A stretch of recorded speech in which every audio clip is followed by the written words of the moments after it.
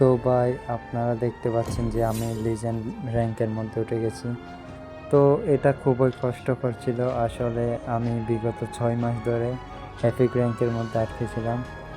তো আমি আর প্রচুর কষ্ট হয়েছিল এই র্যাঙ্কের মধ্যে আসতে, কারণ ভাই আপনারা তো বুঝতেই পারছেন যে এপিক র্যাঙ্কের মধ্যে বা এই গেমের মধ্যে অনেক এমন বট প্লেয়ার যে আছে, যে ওরা কোন লাইনে আসলে খেলবে সেটা ওরা নিজেও জানে না, এবং কোন লাইনে কোন প্লেয়ার দিয়ে খেলতে হয় সেটাইও জানে না। তো যার কারণে আমার থেকে এপিক থেকে লিজেন্ডের মধ্যে উঠতে অনেক কষ্ট হয়ে গিয়েছিল।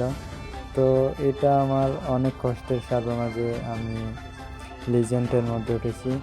তো আমি এটা যখন রেকর্ডিং করতেছি তখন এটা সিজন মানে প্রায় শেষের দিকে, আর 8 দিন মতো বাকি আছে। তো আমি জানি না এর মধ্যে মিথিকে উঠতে পারবো কিনা।